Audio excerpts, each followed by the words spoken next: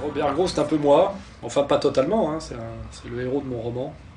Je sais pas comment ça m'est venu d'ailleurs le nom, parce que j'avais signé une pige dans un canard féminin, parce que j'ai fait très longtemps pigiste dans les canards féminins, et une fois j'ai signé Robert Gros, ce qui fait Gros Robert, hein, dans l'autre sens, et je l'ai gardé quoi. Donc voilà, Robert Gros c'est moi, comme disait Flaubert, Robert Gros c'est moi. Et donc par rapport à Robert Gros, est-ce qu'il y a cette ironie par rapport à Sociaux du Dragueur où à travers Chute on a cette espèce de récurrence de comment trouver la bonne salope? Bah ça en fait c'est un article qui m'avait été commandé parce que en fait moi je recycle parce que j'aime pas travailler pour rien. Donc c'est un article qui m'avait été commandé je crois par Penthouse, un truc comme ça, et qui a cessé d'exister avant livraison. Donc je l'avais en stock sur mon disque dur et je voulais en faire quelque chose parce que je le trouvais bien. Et dans le bouquin je me suis dit c'est bien de montrer il y a une espèce de système de mise en parallèle de la misère quotidienne du journaliste et des sujets qu'il est obligé de traiter pour bouffer. Et évidemment, il traite des sujets de drague, sur des dragues en vacances, alors qu'il vit en banlieue avec sa femme malade et son chien. Et bon, je me suis resservi de cet article que j'avais déjà écrit, je l'ai un petit peu remanié, pensant que il y avait un effet de contraste et que comme je disais, ça restitue bien ce que c'est que la réalité du journaliste, quoi, qui fait le beau au moment où il bosse, c'est qu'en réalité un quotidien précaire, complètement minable. Hein. C'est la réalité de 99% des journalistes aujourd'hui, quoi.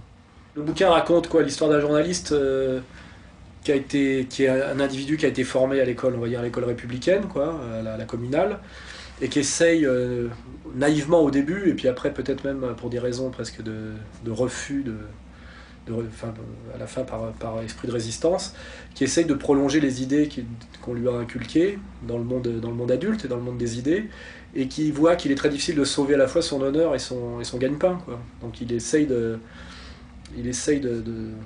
sauver son honneur et son gagne-pain, et à la fin il perd les deux. Hein. Ça correspond pas mal à la situation objective du jeune journaliste aujourd'hui, quoi.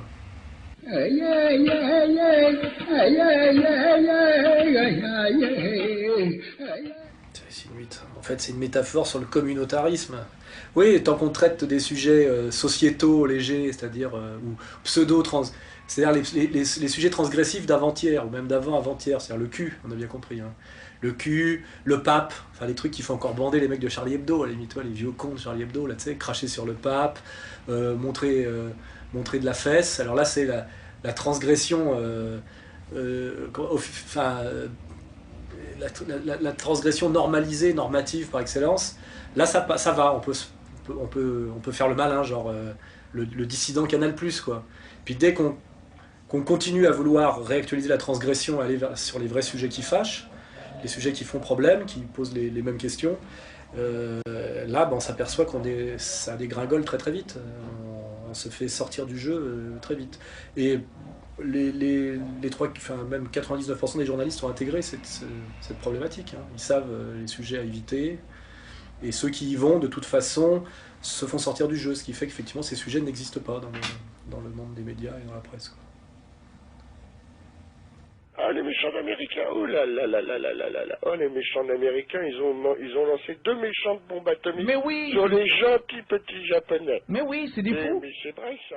Bah, Dantec, non, il me fait doucement marrer, tu vois. Enfin, de toute façon, lui, grand lecteur des Léon Blum et de Demestre qui joue les sionistes, il est à peu près aussi crédible qu'Ardisson. Hein, je veux dire, je pense que les autres en face sont pas si bêtes, quoi. Moi, mes valeurs sont progressistes, c'est-à-dire que tous les grands intellectuels dont je me réclame sont des juifs, quand même. C'est quand même hallucinant, tu vois. Mais malgré tout, je suis critique envers la dérive communautaire, puisque c'est cohérent avec l'analyse de ces grands anciens-là, tu vois. Eux, c'est l'inverse. Toute leur culture est une culture d'extrême droite antisémite, et ils prétendent être sionistes aujourd'hui, parce qu'ils se disent c'est eux qui incarnent le mieux la force et la brutalité, tu sais, cette idée de... Parce qu'en fait, comme ce sont des lâches physiquement, hein, Dantec, c'est une petite fiotte. Hein, je lève la main, Les gens qui croient que Dantec existe physiquement et que ça serait un homme, d'ailleurs je lance le défi, là, je prends Dantec en combat, corps à corps, quand il veut, point, pied, y a aucun problème, je sais que je le mets KO avec les yeux, simplement, il n'y a aucun problème. Mais ces gens-là, eux, ont une fascination pour la violence, c'est-à-dire que on voit qu'ils rêvent de voir du sang et des larmes, parce ils savent pas que c'est laid, que c'est triste, la vraie violence. Ils n'ont pas fait de sport, de combat, tout ça, ils n'ont pas beaucoup été dans des bastons. Et ça, c'est ces espèces de petits mecs qui parlent de mettre des gens au poteau. Enfin, ils parlent beaucoup de tuer des gens. Hein. Moi, j'en parle, c'est vrai, je parle un peu mais c'est plus ironique, quoi, quand je dis on va faire un camp pour les bobos à la Défense. Ça reste plus poétique, et encore, et puis je pense qu'ils y seraient très heureux en plus. Mais les autres, ils se prennent pour... Tu vois, Dantec se prend pour un politique, il est là, il se prend pour un général, on sent qu'il aimerait pouvoir tuer beaucoup de monde. C'est quand même... enfin, pour moi, il est ridicule. Hein. Et en plus, sa pensée ne tient pas 5 minutes. Il n'y a pas de cohérence. Le mec qui vient de banlieue, qui a la haine des pauvres, qui est vilain, il a une mauvaise peau. C'est un mec qui a on voit qu'il a une puberté douloureuse. Parce que tout ça, c'est vrai, c'est triste, mais c'est objectif. Et là, en étant un peu une star du livre, parce qu'il lui, il est sur le mythe du grand écrivain, il baise un peu au-dessus de sa condition d'origine, quoi. Et on peut pas lui en vouloir. Mais il faut avoir l'honnêteté de... Enfin, moi, mon honnêteté, c'est celle-là, de dire... y a 3 trucs dans la vie, c'est les honneurs, l'argent et la fesse. C'est les 3 trucs qui font marcher le monde, et tout le monde ne cherche que ça, Solers ne cherche que ça, et parfois, si on a un peu de force de caractère, on arrive à renoncer un peu à ça pour accomplir une œuvre de vérité. Et c'est exactement ça qui est dans la balance. C'est est-ce que je vais être capable de renoncer un peu aux honneurs, à l'argent et à la fesse pour produire une œuvre. Et s'il n'y a pas ça, il n'y a pas d'œuvre. Et quand il y a œuvre, il y a ça. Hein, alors que Dantec, lui, il fait le beau, mais il est quand même avec sa chemise brune et sa cravate à la Dorio sur tous les plateaux de télé. Et puis on dit, oui, c'est quand même scandaleux ce que vous écrivez, mais il est invité partout. Donc on voit bien qu'il y a une tartufferie généralisée. Parce que quand c'est scandaleux et que vraiment vous êtes subversif, on ne vous invite plus. Moi, je le sais, à un moment donné, j'ai bien vu quand je faisais le méchant de service, puis qu'à un moment donné, je deviens tellement méchant, entre guillemets, que je suis viré. Or, Dantec, pour son dernier bouquin, a eu droit à tous les plateaux. Campus... C'est le côté anti-arabe. Culture, oui, bien sûr. Le marketing anti-arabe. Oui, c'est-à-dire que pour vendre des livres aujourd'hui, il faut être anti-arabe, c'est clair. Oui, c'est là que je voulais en venir, en gros. Hein. C'est-à-dire que moi, j'ai fait le mauvais choix. J'ai été plutôt pro-arabe. Et en plus, même pas pro-arabe. Je veux pas entendre. On me fera pas croire que les Arabes sont un empire et qui nous menacent et qui pourraient nous écraser. Je crois que c'est le seul de tous les empires qu'il y a sur la planète, c'est le seul qui n'a pas les moyens de ses ambitions. J'ai plus peur des Chinois, des Indiens, évidemment des Américains, des Américano-sionistes. Mais alors les Arabes, c'est vraiment les losers absolus, quoi. C'est pour ça qu'on en a fait l'adversaire. Tu sais, dans un combat truqué, c'est l'adversaire que les Américains se sont choisis pour être sûrs de gagner, quoi. Tu vois, c'est le... Voilà.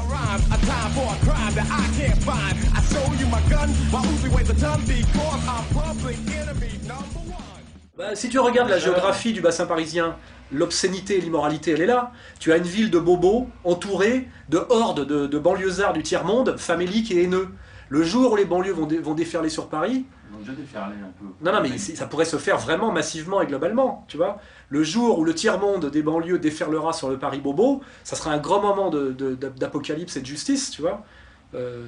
Horrible, parce que moi j'avais prévu, et j'avais prévenu, on n'a pas vraiment envie que ça arrive, mais d'un autre côté, il faut bien que les méchants soient punis, sinon il n'y a aucune raison de choisir le camp de la morale, tu vois, c'est très grave quand les méchants ne sont jamais punis. Mais on peut dire que déjà, urbanistiquement, géographiquement, économiquement, le drame est déjà en place, tu vois. Un jour, les mecs des banlieues déferleront sur le centre-ville, tu vois. Les écarts vont se creuser encore, parce que Paris va encore s'enrichir, les banlieues encore s'appauvrir, les tensions communautaires et sociales s'aggraver, l'arrogance des élites est encore plus visible et explosive, la chape de plomb sur les médias et donc sur la liberté d'expression de ce que je vous dis là, encore plus bloquée. Donc c'est comme une cocotte minute. Hein. On est en train de fabriquer la bombe en ce moment.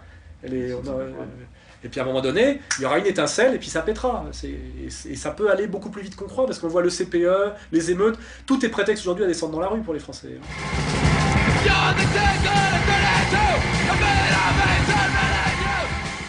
Richard Durd, ouais. Alors moi, ce qui est marrant, c'est que Richard Durd, ça m'a beaucoup ému et j'ai vu un symbole. Hein, c'est des symboles. Hein, symptômes, symboles.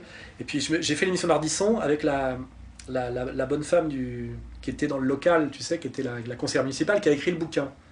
Tu sais, le bouquin, et qui est une élue socialiste, évidemment, de Nanterre, c'est ça. Et j'ai pas osé le dire, parce que c'était trop, mais quand j'entendais parler, j'avais envie de dire à l'antenne, parce que j'étais là, plus je vous entends parler, madame, plus je comprends Durne. Hein, tu vois, c'était ça l'idée, tu vois. Tu le comprends, quoi. Tu te dis, il y avait quelque chose de très moral dans son acte, tu vois. Peut-être qu'il avait peut-être pas volé les autres, là, tu vois. Même si c'est dur de dire ça, parce que t'as pas envie de pas cautionner la violence, bon, les mecs se font tirer dessus, c'est pas très drôle, mais ça veut pas rien dire tout ça. Hein. C'est pas des... Et effectivement, pour échapper à ça, c'est-à-dire au désespoir solitaire qui tourne à la psychose, et ce que le système favorise, parce que des individus dépressifs, ça ne pose aucun problème. C'est comment empêcher qu'ils se réunissent et qu'ils se rendent compte qu'ils ne sont pas déprimés, mais que leur névrose est une névrose objective, produite par le système, et qu'en réalité, ils sont en train de résister, et que leur malaise est la preuve d'une résistance politique, et que s'ils se fédèrent, ils peuvent transformer ce malaise en combat, en force et même en plaisir. Et tout le travail du système, c'est d'isoler les gens pour qu'ils n'arrivent pas à opérer cette jonction, qui d'un seul coup produit une énergie et une vérité incroyable. Moi, c'est ce que je vois, c'est le plus de mails que je reçois sur mes livres, c'est que les gens me disent « je croyais que j'étais fou et dépressif, j'ai lu vos livres et je me suis rendu compte que je pense exactement comme vous, et vous m'avez d'abord aidé conceptuellement à articuler tout ça, en pensée cohérente, et en fait vous m'avez aidé à comprendre que j'ai raison, que c'est moi qui suis dans le vrai, alors qu'on m'avait tellement matraqué que je finissais par me demander si j'étais pas devenu un fou, une merde ou un délinquant, enfin tu vois. Et ça c'est le genre de critiques que je reçois le plus souvent, qui sont pas des critiques sur la forme, c'est pas bien écrit ou mal écrit.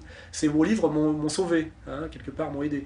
Et là, effectivement, c'est ça l'espoir. C'est à un moment donné, ces gens qui sont tous dépressifs tout seuls et au bord du suicide ou de l'acte dangereux, se réunissent, constituent un collectif politique, une force, agissent pour la transformation, et ça produit une épopée, ça sauve la vie. Alors après, 30 ans après, c'est les mêmes merdes à mon avis, hein, on retombe toujours, mais c'est pas grave. C'est-à-dire que la belle femme deviendra vieille et moche, enfin c'est pas grave, ce qui compte c'est que les roses fleurissent à nouveau, quoi. Et c'est ça le truc, c'est qu'on nous empêche, le système est très efficace, très fort, très pervers, et il empêche cette jonction. Il nous a atomisés, quoi, hein, démoralisés, déprimés, et c'est ça l'enjeu. Soit on arrive à se regrouper, à se coaliser, et on reprend le pouvoir, on transforme les choses, soit on n'y arrive pas et on meurt les uns et les autres séparément, et on meurt de ne pas pouvoir se rejoindre. Voilà, c'est ça. Et je pense que c'est la métaphore exacte de tout ce qui se passe en ce moment. Et l'enjeu du système, des méchants, du pouvoir, c'est ça. Il faut qu'ils restent isolés, soit dans la consommation abrutie, soit dans la dépression. C'est-à-dire que ça dépend du niveau d'intelligence, d'exigence, de lucidité. Alors soit c'est l'abruti, le mec qui est content parce qu'il a presque gagné l'auto sportif et qui se dit qu'il gagnera la prochaine fois, et qui a son bouquet satellite, etc., qui est un peu déprimé mais pas trop, enfin dans la léthargie. Et puis le mec un peu plus exigeant, qui lui vraiment ça va mal, et qui dit ça me suffira pas, qui sait que d'avoir 150 chaînes de télé va pas le sortir de sa déprime, et qui veut se fédérer avec d'autres êtres humains, et là c'est de voir toutes les barrières qu'on met pour l'en empêcher, et est-ce qu'il passera outre ou pas, est-ce qu'il y arrivera ou pas. Donc il y a un enjeu politique, un combat politique, une inconnue politique, et on est en plein dedans, là, hein. Je veux dire, on n'est pas loin, quoi. Et moi, je reçois aussi beaucoup de mails, des gens qui me disent, quand est-ce que vous créez un parti politique, il faut qu'on marche ensemble, on peut faire des choses ensemble. Il y a un vrai désir de combat politique collectif, là, hein, de plus en plus.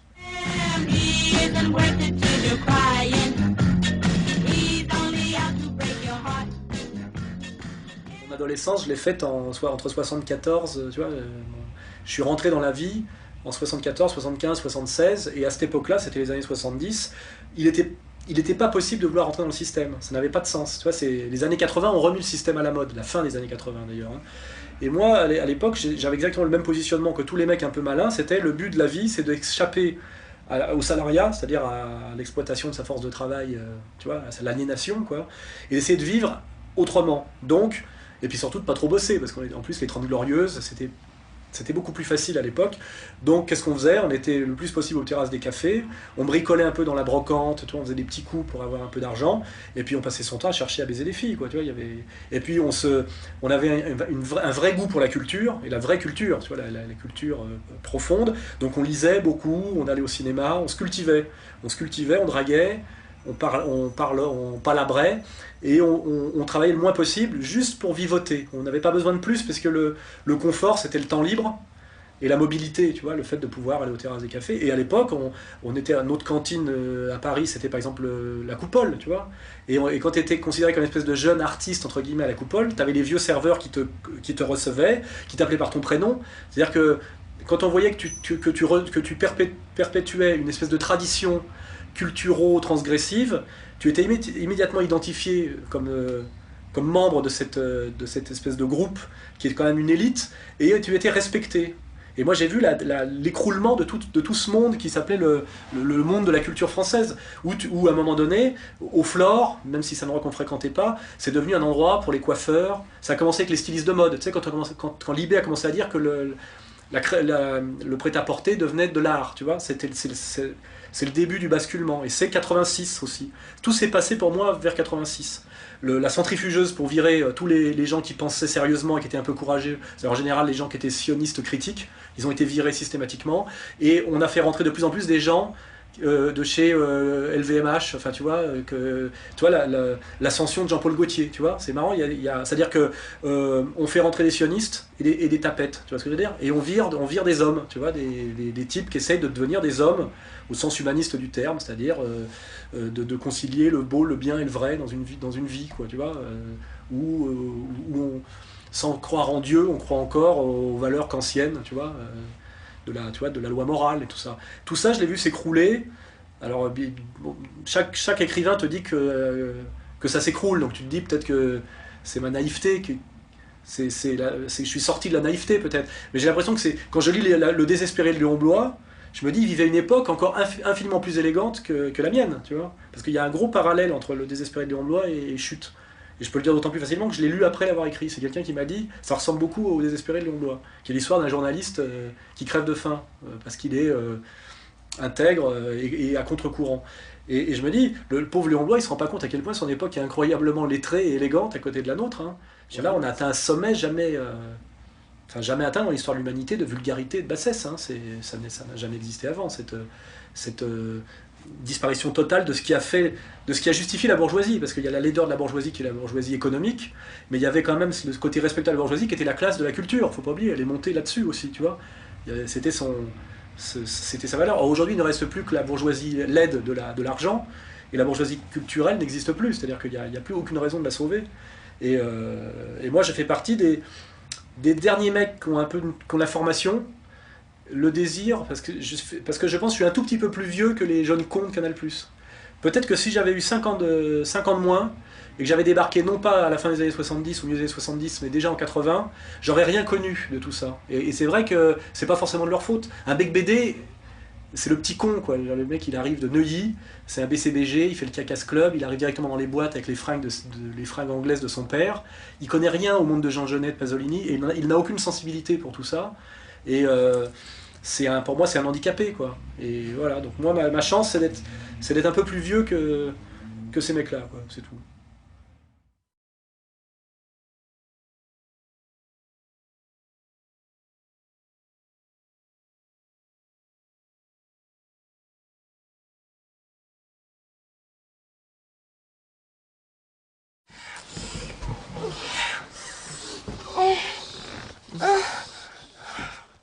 J'ai fait un bouquin sur la mode, parce qu'en fait, pourquoi je fais un bouquin sur la mode? Parce que je m'habillais pour rentrer dans les boîtes. Et comme j'avais pas un rond, il fallait que j'ai l'air moins pauvre et plus smart que ce que j'étais réellement. Donc on allait aux puces, et on essayait avec un budget minimum de savoir acheter les fringues d'occasion les plus belles possibles. Donc je suis devenu, par là même, un spécialiste de la mode, pour pouvoir rentrer dans les boîtes pour draguer, tu vois, c'est des mécanismes très simples, tu vois.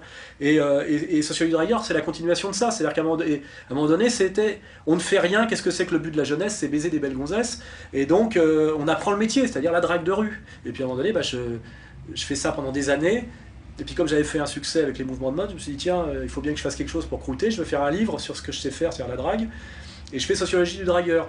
Mais là où j'ai un côté un peu qui me dépasse, c'est que j'aurais pu faire un guide de la drague, tu vois, un truc facile, simple, la drague en dit le son. Et je fais un bouquin qui est un bouquin de philo, un bouquin de sociaux, incroyablement ambitieux, difficilement lisible, tu vois. Je mets la barre très haut, quoi, tu vois, c'est ce côté, c'est ce qui me dépasse un peu. Et puis surtout, après avoir fait ce bouquin, je peux plus draguer, quoi, tu vois. Mais d'ailleurs, là je dis ça, c'est pas un hasard, c'est que j'ai rencontré ma femme, et c'est le livre que j'ai fait pour bien lui montrer que j'arrêtais le métier, quoi, parce que... Se vrai de la drague par la drague. C'est le cadeau, ça a été mon cadeau de mariage, ça a été ce livre, puisque dès lors que je suis officiellement spécialiste de la drague, un dragueur ne dit jamais qu'il est dragueur, il est tout sauf dragueur, tu vois. Donc là, j'étais complètement repéré, et d'ailleurs pendant des années, ça m'a coûté très cher, parce que j'étais le spécialiste de la drague, l'ignoble dragueur des médias, et pour les filles, c'est le monstre, tu vois. Elles sont obligées de te repousser. C'est-à-dire qu'il y avait aussi un côté pervers, c'était je m'étais mis le handicap maximum, tu vois. C'est ce côté que j'aime bien, qui est la course au handicap. C'est-à-dire que quand les gens me disent, ouais, finalement, t'as pas réussi à percer dans le cinéma, j'ai dit, mais attends, que j'ai réussi moi à faire un long métrage, à aller prendre 1 milliard de centimes à un producteur avec mon CV, c'est déjà énorme, tu vois. Quand tu vois qu'il y a des mecs qui font que lécher des culs, aller à Cannes en stop pour essayer de faire un film et qui n'en font jamais. Moi, j'ai toutes les casseroles possibles et imaginables pour pas pouvoir faire de film, j'ai quand même réussi à en faire un. Tu vois, donc il y a aussi ce jeu du handicap que j'aime bien, moi. C'est toujours parler de cordes dans la maison du pendu. Tu sais. Je suis un peu calmé maintenant, mais je pense que c'est l'âge. Avec l'âge, la testostérone baisse un peu. Et c'est ce qui m'a libéré de l'énergie pour l'écriture. C'est-à-dire que je me suis mis quand même à produire de façon beaucoup plus sérieuse. C'est-à-dire que là, en 5 ans, j'ai sorti 4 bouquins quand même. Et ça, c'est grâce au fait que j'ai moins dragué. Parce que je me suis marié, parce que j'ai un peu vieilli. Parce que c'est vrai que pendant des années, la drague m'a pris pratiquement tout mon temps. C'est-à-dire que il y a un côté addiction, hein. C'est une drogue. Hein. D'ailleurs, dès lors que... Je vois très bien le truc, c'est que la drague et l'héroïne, c'est des vases communicants. Hein. Quand tu dragues moins, tu te drogues plus. Quand tu dragues plus, tu te drogues moins. Tu vois, il faut qu'il y ait... Tu vois, il faut qu'il y ait l'un ou l'autre. T'es des dragueurs héroïnisés ou... Non, mais je veux dire, si les périodes où j'ai pu draguer, j'avais un tel manque existentiel qu'il fallait que je compense, et il m'est arrivé, si tu veux, de tomber dans certaines addictions de produits interdits dont je ne parlerai pas. Mais c'est comme ça que je me suis rendu compte que j'avais été un drogué de la drague. C'est-à-dire qu'en réalité, c'était totalement pathologique. Hein. Ça me dépassait totalement. Et que ça m'avait empêché, de toute façon, de faire une carrière normale. Puisque je me rappelle même, j'ai eu certains rendez-vous. Un jour, j'ai un rendez-vous avec une agence de pub, la CLM BBDO, tu vois, pour être engagé comme planeur stratégie à 45 000 balles par mois, tu vois. J'y vais, et sur la route, je vois une belle gonzesse, je lui parle, je la suis, je vais pas au rendez-vous, tu vois, alors que j'avais rendez-vous avec le big boss, tu vois. Et ça, tu vois, c'était plus fort que... Et ça m'a sauvé, d'une certaine manière, parce que sinon, j'aurais pu devenir un petit compte publicitaire comme avec BD. Et non. Justement, comment tu as pu concilier ça avec juste 20 ans de drague, enfin je sais pas combien d'années de drague tu as passé pour faire ton échantillon statistique significatif? Ah bah là je parle de toutes les meufs que j'ai réussi à emballer, mais je te parle pas du nombre de meufs avec lesquelles je me suis grillé, parce que je me suis mis à parler de politique alors qu'il aurait pas dû, tu vois, il aurait pas fallu. J'en ai foiré beaucoup aussi, hein. Mais je le savais, tu sais, je savais exactement la faute qu'il fallait pas faire, et parfois je la faisais. C'était une question de... Ça dépendait du manque, tu vois, c'est une question de testostérone, tu vois. Mais souvent, ouais, j'ai fait l'erreur, mais en connaissance de cause. Parce que tu sais très bien les sujets à pas aborder avec les filles. Quand je me faisais chier avec une conne super belle, mais vraiment très très conne, et que j'avais honte de désirer à ce moment-là une conne, à un moment donné, je lui faisais comprendre que je la prenais pour une conne, ce qui était une erreur totale. Mais ouais, effectivement, j'avais ce sursaut moral, tu vois. Ça m'arrivait pas à chaque fois, mais ça m'est arrivé... ça m'est arrivé où où j'étais moi-même mon propre ennemi, tu vois. Je foutais en l'air toute ma technique, tu vois. Ouais, c'est comme ça. Et du coup, bah, je rentrais chez moi lire, tu sais, parce que quand tu rentres, t'as pas baisé, t'as la haine, t'as une énorme énergie, et je me jetais sur un bouquin de philo marxiste, tu vois. Tu vois, donc il y a aussi ça, tu vois, la femme et le livre, tu sais. Garder un peu de libido pour lire. Oui, c'était vraiment... pour moi, il y a deux choses, il y a le livre et la femme, hein, qui sont vraiment les opposés absolus, quoi. Et d'ailleurs, il faut équilibrer les deux. Hein. Il y a des mecs qui ont 100% livre, 0% femme. Et ça, c'est Althusser, quoi. Tu vois, c'est des cons. Tu vois. Tu peux pas être intelligent si t'as pas connaissance du réel et bagage théorique. Tu vois. Il faut en permanence garder les deux en contact. La femme et le livre, pour ça, c'est parfait. Tu vois. C'est le réel. Tu vois, le réel. C'est ces deux choses associées. Si t'as la femme sans le livre, t'es un bourrin. Si t'as le livre sans la femme, t'es un espèce d'ange perdu sur Terre. Tu vois, mais t'es pas un homme. Tu vois, c'est-à-dire que tu produis du concept pour te protéger d'une réalité qui te terrifie, tu vois ce que je veux dire, et j'ai connu des mecs comme ça, tu vois. Et pour moi, c'est Althusser, j'en parle dans le bouquin, pas par hasard. C'est-à-dire qu'à la fin, le mec, il étrangle sa femme, il tue sa femme, tu vois, il devient fou, tu vois. C'est pas un hasard, tu vois, ça s'explique. Parce que je pense qu'à la fin, il comprend qu'il est passé toute sa vie à côté de la vie, quelque part, et que finalement, c'est un couillon, quoi, tu vois. Et pour moi, c'est vraiment une œuvre médiocre, Althusser. il ne restera rien, tu vois.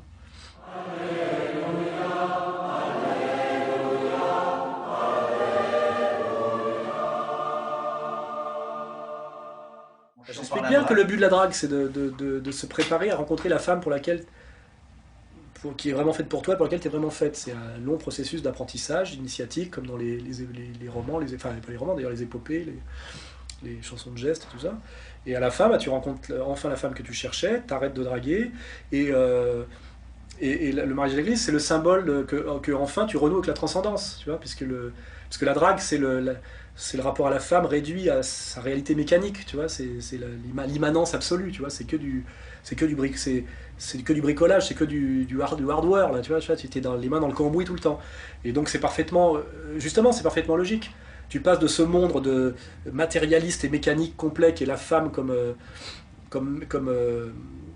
appareil, enfin, comme chose à contrôler, au mariage devant Dieu qui est à un moment donné, tu renoues avec le monde de l'âme, tu vois, donc c'est tout, enfin, je veux dire, tout, le vrai monde est comme ça, tu vois, je veux dire, c'est comme le cinéma de Buñuel, enfin, tu vois, alors on se dit, ouais, c'est paradoxal, c'est contradictoire, non, c'est la réalité est comme ça, tu vois, c'est... Il n'y a pas un moment où tu te dis ça arrivera jamais quand tu arrives à 550 par exemple? Ah bah justement, tu te dis j'y arriverai jamais, à un moment donné ça t'arrive, et tu dis donc j'ai la grâce. C'est ça que tu te dis. Tu te dis j'ai quand même la grâce, c'est-à-dire tu dis quelque part Dieu est avec moi même si tu crois pas, parce que de temps en temps il t'arrive un truc bien. Moi dans ma vie j'ai fait n'importe quoi, on a toujours dit que j'allais crever demain ou je terminerai clodo, et j'ai toujours le petit truc magique qui m'arrive au moment où d'ailleurs où je suis pratiquement au fond du trou, tu vois, qui fait que je m'en sors, et qui me dit j'ai un destin, j'ai la grâce, tu vois, ça te donne... si t'as pas le sentiment du destin, tu peux pas tenir, tu peux pas mettre la barre, c'est trop fatigant, tu vois, donc il faut que tu aies ce côté un peu mystique quelque part, tu vois, et tout le monde l'a ce côté-là, tu vois. Joseph Staline l'avait, enfin tu vois, Ho Chi Minh, enfin tu vois, tu peux être un matérialiste intégral et avoir cette petite dimension mystique, tu dois croire en ta bonne étoile, tu dois croire aux signes, tu dois croire aux symboles, tu remarqueras que les grands hommes politiques ont tous consultent des voyantes, tu vois, c'est pas un hasard, c'est que c'est tellement angoissant, réduire le monde tu sais, à une combinaison de probables, tu vois, à une réalité, cette réalité pascalienne qui terrifiait Pascal lui-même, tu vois, le monde de la géométrie, tu vois, c'est pas possible, c'est trop, anthropologiquement, c'est pas supportable. Donc il faut que tu te dises, il y a un petit truc en plus, une petite étincelle. C'est-à-dire que parfois, je me dis, là j'ai fait un peu n'importe quoi, ça a forcément une cohérence qui me dépasse pour l'instant. Quand j'aurai plus de recul, je comprendrai pourquoi j'ai fait ça. Tu vois, je me dis ça, tu vois. Et un jour, il y a un mec qui m'a dit, un mec qui était intelligent, qui m'a dit, toi, quand on prend du recul avec toi, on se rend compte qu'on a l'impression que tu fais n'importe quoi, et quand on se recule, on voit que en fait, tu dessines un jardin à la française. Et je me dis, ce mec-là, il est vachement intelligent, il a compris un truc sur moi que j'avais pas compris, et il vient de me l'apprendre. Alors, je sais pas comment il a fait pour voir ça, tu vois, parce qu'il m'a dit ça il y a 15 ans, tu vois. Et je me répète cette phrase régulièrement. Je me dis, t'es en train de dessiner un jardin à la française, mais comme j'y suis, toi, tu sais, c'est le truc du recul, tu vois. Je n'ai pas le recul, mais je sais que quelqu'un l'a pour moi, tu vois, et de temps en temps, je me dis, je comprendrai plus tard pourquoi j'ai fait cette... Par exemple, le dérapage, je me dis, je comprendrai plus tard pourquoi j'ai fait ce dérapage, qui était tellement contre-productif au moment où je l'ai fait, tu vois. Je me dis, il va s'intégrer dans une logique. À un moment donné, ça travaille dans une logique plus vaste, et ça deviendra un élément positif a posteriori, tu vois ce que je veux dire?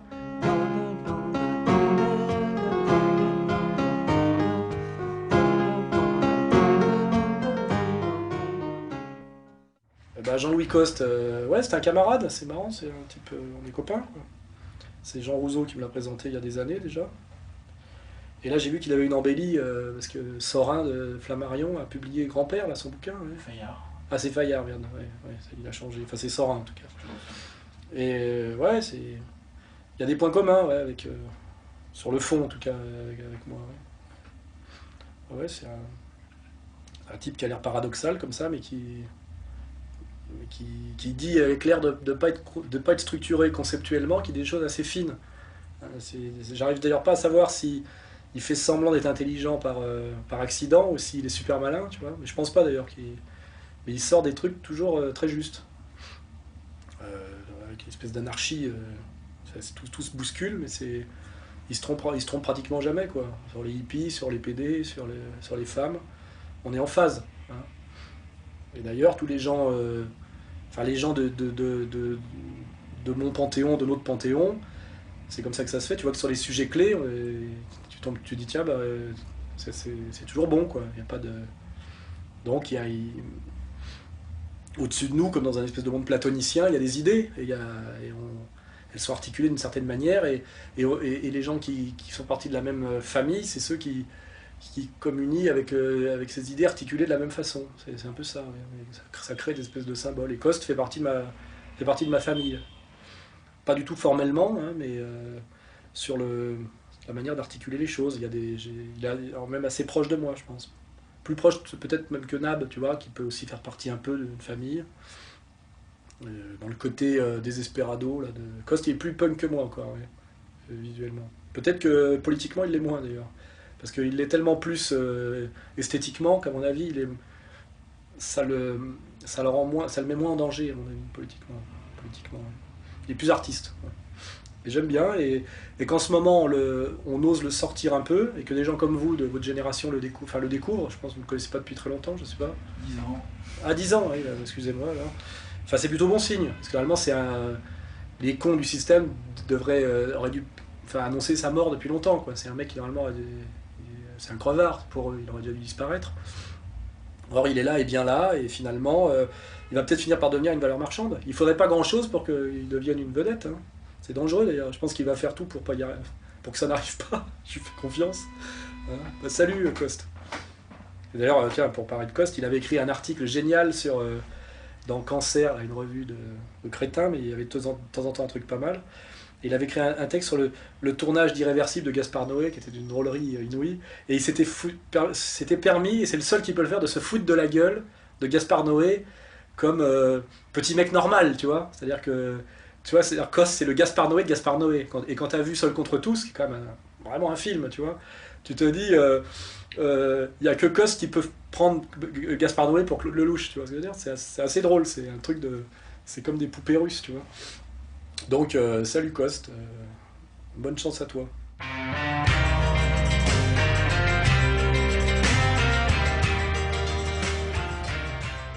Bah, moi, j'en suis venu à la socio, je vais te dire un truc, parce que quand il fallait vivre sans rien foutre, il n'y avait pas 36 boulots. C'était que des boulots d'escrocs. Il y avait photographe, tu vois, avec clic clac, merci Kodak, tu vois, ça permet de draguer des filles. Et il y avait publicitaire, enfin tu vois, les mecs qui allaient vendre du concept à la pub. Et moi j'étais malin, tu vois, j'étais un peu doué pour les idées. Donc, et comme j'étais branché, je me suis mis à aller vendre de l'analyse, tu vois, sociologique. C'est-à-dire que j'ai fait ce boulot-là, moi, tu vois, de conseil en communication, etc. Parce que c'était ce qui demandait le moins de matériel. Ça consiste à passer sa journée au bistrot, à regarder les tendances de la rue et à faire des synthèses, parce que j'avais l'esprit pour le faire. Et ça a donné Les Mouvements de mode expliqués aux parents, qui est le premier bouquin que j'ai écrit, que j'ai coécrit avec un certain Aubalc. Lui qui l'a surtout vendu d'ailleurs, moi je l'ai écrit. D'ailleurs depuis il n'a jamais réécrit un livre, le pauvre. Moi c'est mon 9e. Donc je me suis retrouvé faisant ce livre comme un gag avec lui. Et puis on fait un best-seller. Donc d'un seul coup, je suis intronisé par le système, sémiologue, spécialiste de la mode, des signes, etc. En réalité, c'est presque un hasard. C'est que j'aurais pu continuer, si j'avais pas fait ce bouquin par boutade et parce que je m'étais coquiner avec un universitaire un peu arriviste, tu vois, qui était plus travailleur que moi quelque part, je serais peut-être resté à faire ces mêmes analyses au bistrot, tu vois. Tu vois, à la Diogène, tu vois, ou tu vois, il y a une dimension socratique, c'est que le passage à l'écrit n'était pas du tout gagné d'avance. Moi, j'ai un mec qui faisait une faute d'orthographe par mot, et maintenant je fais une faute d'orthographe par ligne, tu vois. Tout ça, c'est fait par hasard. Culture de la rue, quoi.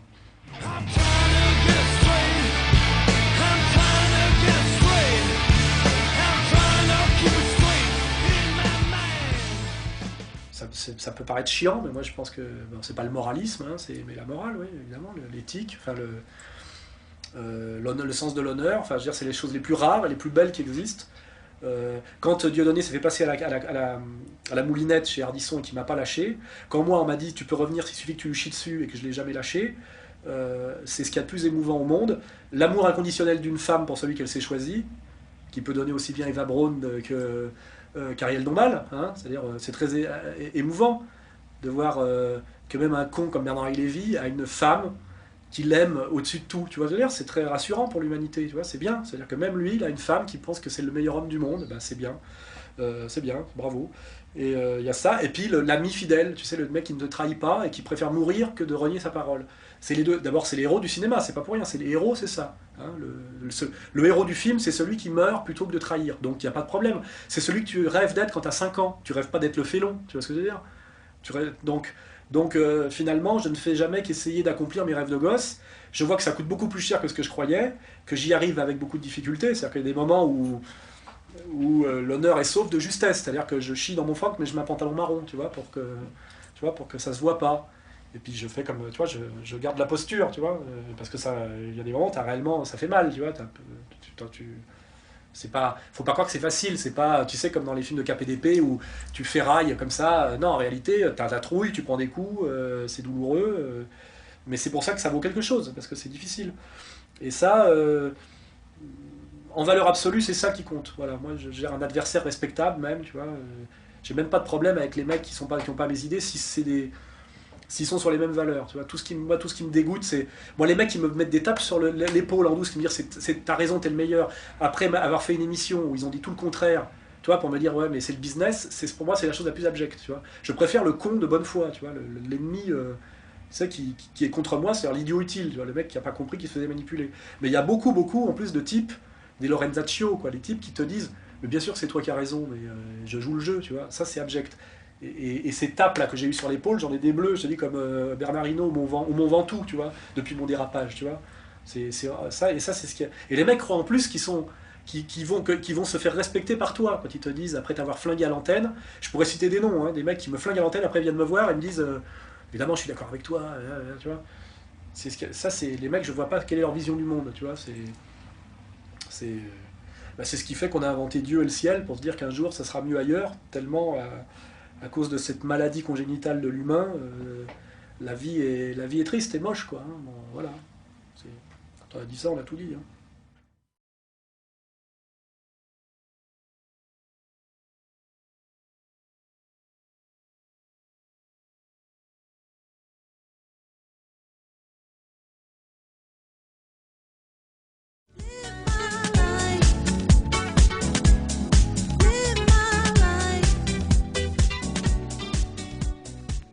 J'ai simplement besoin de dire à quel point, à un moment donné, ces élites sont dans le déni de réalité. C'est-à-dire qu'ils refusent la réalité. C'est-à-dire que tu as un Delanoë qui arrive à te dire tranquillement devant un journaliste que ça va beaucoup mieux à Paris, que c'est moins pollué, qu'on roule mieux, que les Parisiens sont contents, que tout le monde est content. C'est-à-dire que ça fait vraiment penser à des périodes de fin de règne, tu sais, dans l'histoire passée. Tu sais, quand le monarque refuse de voir la réalité et s'enferme totalement dans son mensonge et avec la dangerosité. Et c'est Néron brûlant, tu sais, regardant Rome brûler, et, tu vois, il y a ce côté-là. Hein. Et Delanoë, c'est ça. Quand il dit non, il y a moins de pollution qu'avant. Alors non, il y a des embouteillages partout. Non, ça va très bien. Les Parisiens sont très contents. Ils sortent des stats, etc. Et quand des gens, pour continuer à se sentir en phase avec eux-mêmes, sont obligés de nier la réalité à ce point-là, c'est-à-dire de dire qu'il fait jour alors qu'il fait nuit, en gros, c'est que ça va très très mal, quoi. C'est très mal pour eux, très mal pour le pays, parce que c'est quand même eux qui dirigent, et que ça peut... Je pense qu'on peut pas rester très longtemps au pouvoir en disant qu'il fait beau quand il pleut, quoi, tu vois, c'est pas possible. Donc là, j'attends de voir quand Delanoë va se casser la gueule, et moi, comme je suis un type qui fait des prévisions et qui se trompe rarement, parce que j'avais quand même prévu le non à la Constitution à 56%, j'étais le seul qui a été monté aussi haut, ça fait 55,5. Je pense que Delanoë va perdre les prochaines élections de Paris, il les perdra là-dessus. Il va se fâcher avec les Verts, parce qu'il va essayer de se sortir de la dinguerie des Verts qui vont se retourner contre lui, c'est-à-dire que ça va terminer dans un bordel complet, son truc. Parce que c'est les Verts qui sont en train de le tuer, c'est clair.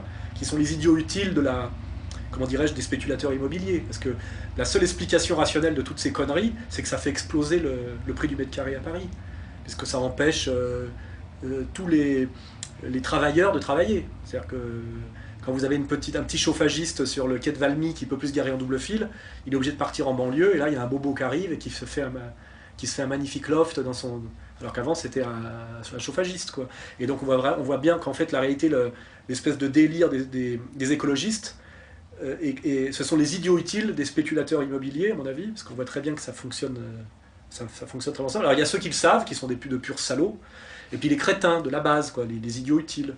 Et je pense que les écologistes, c'est ça, c'est une nuisance. Avant, on avait avec les écologistes, on a une double nuisance. On a la nuisance de la pollution et la nuisance écologiste en plus. C'est la pollution écologiste. Ça s'est surajouté, quoi. Et on a donc des salauds et des crétins, quoi. C'est les deux strates, quoi. Et je pense que ceux un jour qui feront les frais s'il y a une période un peu révolutionnaire, un peu troublée, je pense que les écologistes feront partie de ceux qui passeront à la trappe et à la casserole. Parce que, alors, comme trahison d'un projet et d'un programme, on ne peut plus être écologiste à cause d'eux, alors que pourtant c'est le vrai problème, l'écologie, c'est évident. Hein, mais quand on voit ce qu'ils en ont fait, c'est un cauchemar. Ouais, c'est en train de devenir une espèce d'écomusée. Hein. Il y a cette côté transformer Paris en musée pour touristes. Hein. C'est Amélie Poulain généralisée. Et ça devient une ville incroyablement triste, surtout. On s'y emmerde terriblement. C'est une ville de bourgeois falsifiée, parce que le charme de Paris, c'est une ville populaire et une ville réellement de mélange social. Et à quel point ça s'est accéléré, à quel point on s'emmerde, à quel point c'est les gens de gauche qui l'ont fait, c'est ça qui est tragique, et au nom en plus de la festivité, du festif, au nom de, je sais pas ce que c'est que la Nuit Blanche et Paris-Plage. Enfin, Philippe Muret a fait le boulot, on va pas le redire, mais c'est consternant, quoi. Comment, quand on les jugera, enfin, je veux dire, quand on aura le recul historique et qu'on verra moi je me suis tapé comment il s'appelle, Christophe Girard, j'ai fait un texte sur Christophe Girard que vous pouvez relire Jusqu'où va-t-on descendre, le cadre chez LVMH qui prend en charge le festif parisien, c'est cauchemardesque d'ennui, d'élitisme sordide et surtout l'élitisme dans tout ce qu'il a de condamnable. C'est-à-dire que ça n'a que l'arrogance de l'élitisme et ça n'a aucune qualité parce qu'il n'y a pas de... Il n'y a rien de supérieur là-dedans. Hein. C'est effectivement... moi quand j'avais écrit Jusqu'où va-t-on descendre, l'idée c'est comment est-ce qu'on peut descendre encore plus bas, quoi, et là on n'est pas loin de toucher le fond à mon avis. Hein. D'ailleurs, le truc des embouteillages, c'est marrant, c'est qu'ils ont fait des espèces de rues piétonnes sur les grands axes. Alors au début, ça gêne la circulation. Puis on se dit, ils vont arrêter, c'est du symbolique, parce que moi je pensais que c'était du symbolique. Mais ils continuent. Et je pense qu'on arrivera à un moment donné à un Paris bloqué entièrement. C'est-à-dire qu'on peut imaginer un Paris où aucune voiture ne peut rouler, c'est-à-dire aucun pompier ne peut rouler, on ne peut plus amener personne à l'hôpital, les braqueurs peuvent braquer toutes les banques qu'ils veulent parce que la police ne peut plus non plus bouger, parce que c'est ça. On y est presque. S'ils continuent à mener leur projet à bien jusqu'au bout, ça sera la paralysie totale de Paris. Or, ça ne peut pas arriver. Donc, ça veut dire qu'ils sauteront avant. Et à un moment donné, il faudra que, quand on voit les milliards que ça coûte, parce qu'il faut voir ce que ça coûte le mètre linéaire de chaussée refaite à Magenta, c'est moche, parce que c'est très laid, c'est du bricolage. Hein. Il faut foutre un petit arbuste merdeux, un banc, une piste cyclable au milieu du trottoir. C'est-à-dire que un mec est censé passer en roller, alors que tu es censé pouvoir marcher avec ta grand-mère. Enfin, c'est délirant, ça ne marche pas. C'est de la merde. Ce n'est pas solide. Moi je vois ce qu'ils ont fait la rue de Bretagne, t'as vu, c'est du goudron noir pourri, des lampadaires Napoléon IV, c'est déjà tout dégradé, les arbres sont déjà en train de crever parce qu'ils n'ont pas de terre, c'est du décor en fait c'est du décor de cinéma, ils n'ont pas d'argent vraiment, ils font tout au rabais, c'est que du cygne, c'est-à-dire que ça va devenir très moche, c'est antifonctionnel, et il y a un maire derrière qui va être obligé de tout recasser et de remettre dans l'autre sens, et on va payer 2 fois, parce que ça coûte des milliards et des milliards, hein. C'est hallucinant, c'est-à-dire que normalement, dans une période révolutionnaire, les gens qui ont fait ça, ils peuvent être guillotinés s'il y a un Robespierre qui vient. Hein. Il peut y avoir de la guillotine. Hein. Ça mérite, hein, largement. Hein. On en a guillotiné pour moins que ça, je dirais.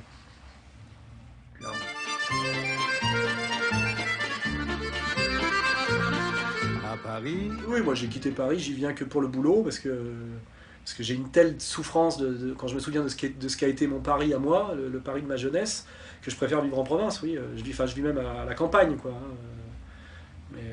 Mais je reviendrai comme le Cid, tu sais, sur mon cheval, quoi, je sais pas, je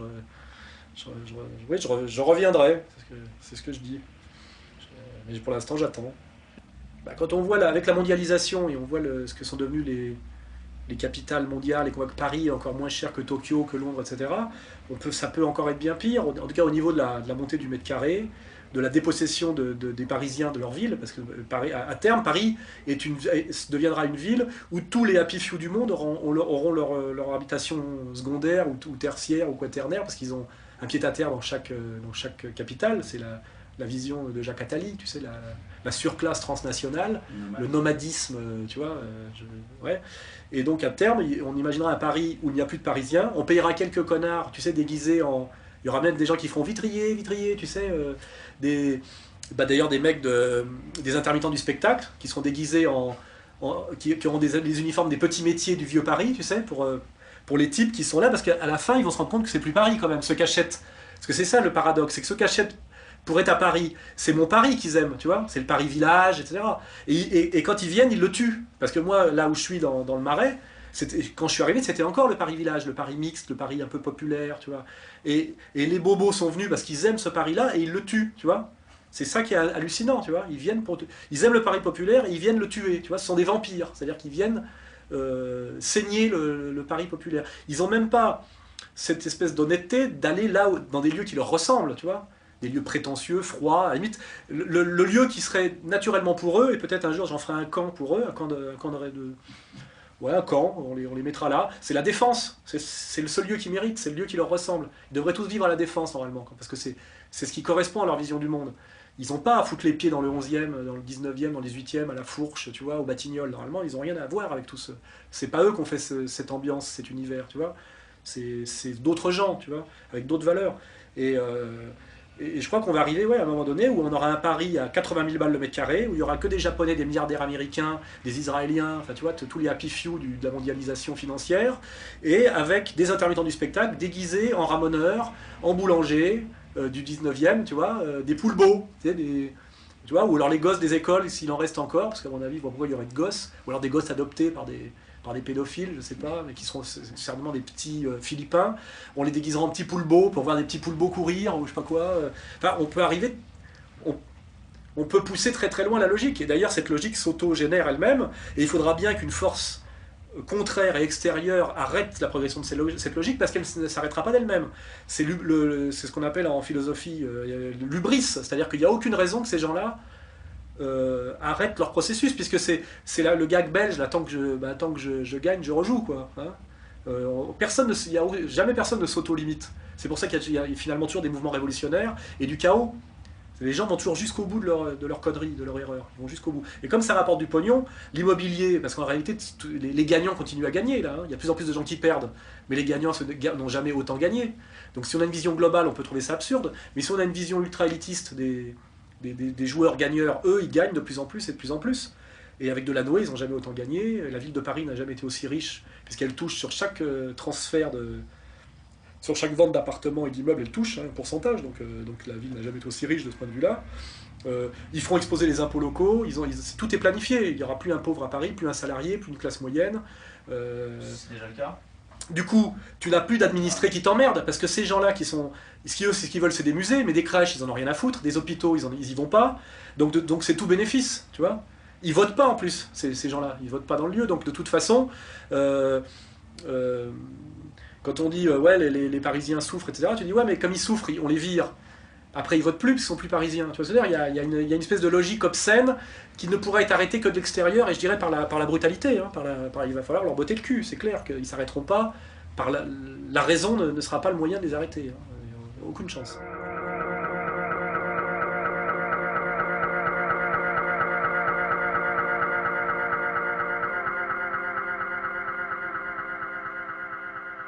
Oui, mais les Français sont riches, l'État est ruiné, mais la France a une épargne privée énorme, c'est vrai. Mais il y a un critère important, c'est que les Français s'emmerdent, ils sont très dépressifs, on est les plus gros consommateurs d'antidépresseurs du monde. Donc c'est-à-dire que cette vie ne les amuse pas, ils s'emmerdent, c'est même s'ils consomment, s'ils sont pas dans la... Il y a aucune misère matérielle, mais il y a une misère spirituelle énorme. C'est-à-dire qu'on est passé d'un monde où la vie matérielle était dure, mais où la vie spirituelle avait infiniment de charme. Et ce monde s'est totalement inversé. On a une vie matérielle assez facile et une vie spirituelle d'une pauvreté inouïe. Et là, on se rend compte que cette détresse spirituelle est une forme de paupérisation, une forme de misère qui est largement aussi grave que l'autre. Hein. D'ailleurs, on l'expérimente. C'est les nouvelles misères, ça, c'est la nouvelle sociologie de la misère. Hein, parce qu'en banlieue, c'est ce que je disais, il n'y a pas de miséreux en banlieue. Les mecs des émeutes, ils sont habillés, ils bouffent, ils ont des téléphones portables avec télé. C'est pas les favelas, c'est pas la période mexicaine de Buñuel, tu vois. C'est pas Los Olvidados. Mais n'empêche que ils supportent pas leur vie tous les jours, tu vois. Donc, et ça, c'est un fait anthropologique qu'on doit intégrer.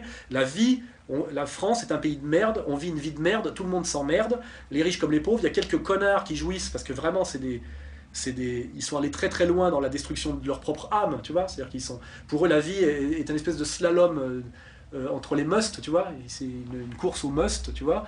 Et ces gens-là sont très peu nombreux, ils sont très laids, sont de très mauvais exemples.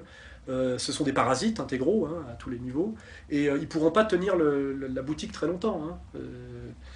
Et je pense qu'à un moment donné, même, il y aura peut-être une alliance objective entre tous les miséreux, tu vois ce que je veux dire? C'est-à-dire que les cadres miséreux, les catholiques miséreux, tous ceux qu'on en a marre, qui sont peut-être capables pour se dire, on a les mêmes ennemis, on va peut-être s'allier, parce que Et là, je vois se dessiner quelque part le rapprochement étrange entre la colère de Dieudonné et la colère des lepénistes. Tu sais, à un moment donné, tu te dis que Bernard Lévy a raison. Il n'y a plus tellement d'écart entre. Il y a beaucoup plus de fraternité entre Dieudonné et Le Pen qu'entre Dieudonné et tous les gens qui l'ont marginalisé, quoi. Alors qu'il venait de ce milieu-là, tu vois. Et finalement, est-ce que c'est pas ça la France qui peut se sauver demain? C'est un Le Pen et un Dieudonné qui se tendent la main, qui se mettent à se parler en disant voilà, ça c'est la France des Gaulois, ça c'est la France des immigrés, évitons les intermédiaires, parlons. Finalement, on se rend compte que ces gens-là ont peut-être les mêmes valeurs de dignité, de travail, tu vois, ce sont des bonhommes, quoi, tu vois, on voit que on est face à des êtres humains, tu vois. Et, euh, et je crois d'ailleurs que les autres en face en ont très peur, hein, que cette jonction puisse s'opérer, tu vois. Et c'est pas totalement utopique de penser que, à cause de toute l'accumulation d'erreurs des autres, ça puisse se faire, à force de les pousser, tu sais, on les pousse dans les bras l'un de l'autre, tu vois. Et d'ailleurs, le rapprochement Dieudonné-Le Pen, c'est l'abjection absolue de toute la boboïtude standard, hein. C'est la monstruosité absolue. Or, pour moi, c'est le plus grand espoir. Bon, là j'ai décidé d'arrêter de faire de la fausse modestie parce que ça se verrait. Donc c'est vrai que mon livre est bon. Le mec, il a réussi un truc énorme quand même, tu vois, de devenir la Françoise Sagan de l'époque, ce qui est très très difficile, c'est-à-dire une réussite totale, en étant quand même le meilleur de sa génération, parce qu'il faut quand même pas mentir, c'est quand même un très bon, tu vois, en étant infiniment pervers, parce qu'il y a quand même des trucs très très vicelards dans ses livres, et moi je pense que son dernier bouquin est peut-être beaucoup plus antisémite que le mien, tu vois, si on sait le lire, tu vois, et que les gens qui ont un peu de finesse l'ont remarqué. C'est peut-être pour ça qu'il n'a pas eu le Goncourt d'ailleurs, et que BHL s'est arrangé pour qu'il ne l'ait pas en montrant bien à Nourricier que c'était lui le patron, tu vois, parce qu'il y a tous ces arrière-plans qui sont assez drôles. Moi, Houellebecq, c'est le seul mec qui me pose problème en termes de. C'est un mec qui a un destin, qui a une stratégie qui est autre que la mienne et qui est totalement valable. C'est un balèze, quoi, tu vois. Pour moi, Dantec, c'est une truffe, Bec BD, c'est une truffe, tu vois. C'est des petits joueurs, c'est le bac à sable. Houellebecq, c'est balèze. C'est un mec qui a une force, quoi, tu vois, qui maîtrise, c'est un maître, tu vois. Et il fait un truc que je sais pas faire. Mais moi, je sais pas, moi, je me rends pas du tout compte de ce que je maîtrise. C'est-à-dire que je suis pas du tout admiratif de moi-même parce que je n'ai aucun recul par rapport à moi. Et je ne me pose de problème que par rapport à ce que je sais pas faire. Donc je suis très admiratif de tout ce que je sais pas faire. Et j'ai aucun sentiment de fierté pour ce que je sais faire. Parce que moi, ce que je sais faire, ça me paraît, c'est normal, quoi. Mais par contre, je me dis, putain, Houellebecq, je saurais pas faire ce qu'il fait. Ça m'impressionne, tu vois. Alors, peut-être que lui se dit, Soral, il y a des trucs qu'il fait que je saurais pas faire. Je sais pas. Mais moi, Houellebecq m'impressionne, c'est vrai, hein. Déjà, être aussi célèbre, aussi riche, et travailler autant, c'est pas facile. C'est un mec qui a une énorme force de caractère, hein. C'est un colosse, quoi. Il faut se rendre compte de ça. Et puis c'est un mec qui, avec l'air de rien, est un maître tacticien. Il a une manière de dominer la situation qui n'est pas du tout la mienne, tu vois. Et qui m'impressionne. C'est vrai que j'ai pas, si tu veux, l'arrogance ou l'espèce de côté, le petit con jaloux qui dit du mal de Houellebecq, tu vois. Houellebecq, je peux le critiquer, tu vois. J'ai fait des textes pour expliquer politiquement pourquoi il avait eu 3 périodes, qu'il était passé de la critique du libéralisme à l'apologie du libertarisme, tu vois, et quand c'est en ça qu'il avait été récupéré, et qu'il était devenu le champion finalement des classes moyennes, et il a été un déculpabilisateur au lieu d'être un culpabilisateur. Il n'est pas un moraliste en réalité, il est un déculpabilisateur. C'est pour ça que c'est un type qui a un succès immédiat, et que peut-être c'est ce qui lui coûtera une partie de sa postérité, parce que peut-être ça peut se retourner sur Houellebecq, tu vois, il sera peut-être considéré comme moins grand que dans 20 ans qu'aujourd'hui, tu vois. Mais en tout cas, il a réussi un coup énorme, et il est bon, quoi. Je veux dire, les gens qui me disent qu'il écrit mal, font doucement rigoler, tu vois. Je te dis franchement que c'est le mec qui écrit le mieux de notre génération, tu vois.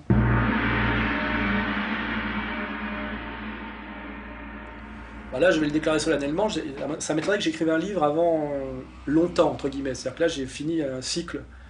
Tu vois, dans Misère du désir, je disais qu'il fallait faire la révolution, et donc il fallait arrêter d'écrire. Et là, le héros, il meurt, hein. Et d'ailleurs, t'as vu, c'est un seppuku, j'ai inventé un seppuku assez moderne. Le mec meurt de sodomie dans un backroom, tu vois. Sodomie, voilà, il se fait éclater l'anus dans un backroom pour se fondre dans la normalité contemporaine, de n'être plus qu'un trou du cul. Et il accepte de mourir, espèce d'acte. C'est très proche de l'acte de Mishima, hein. C'est du Mishima contemporain, tu vois. Mishima au backroom.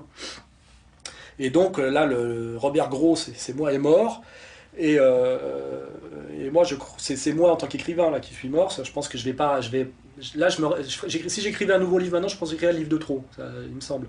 Donc là, il faut que je vive à nouveau des trucs, puisque finalement, vers la féminisation, jusqu'où va s'en descendre, Socrate à Saint-Tropez, misère du désir et chute, là, ça crée une espèce de cycle, bon, qui avait commencé avec Sociologie du dragueur, qui est un peu mon œuvre maîtresse.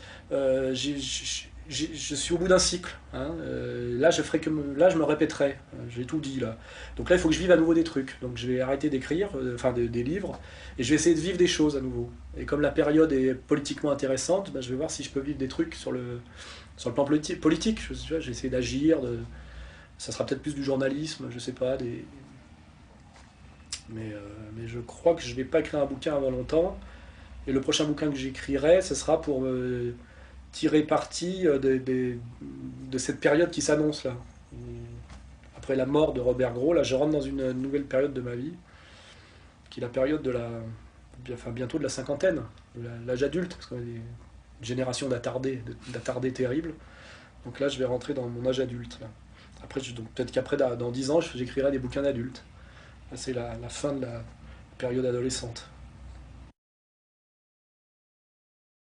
Vous préférez quoi, moi ou Bec BD? Je veux dire, c'est qui le héros de la jeunesse? C'est moi ou Bec BD quelque part? C'est qui le mec, le héros du film? C'est pas Bec BD, c'est clair. Je veux dire. Donc de toute façon, c'est prouvé mathématiquement. Oui, voilà. Bon.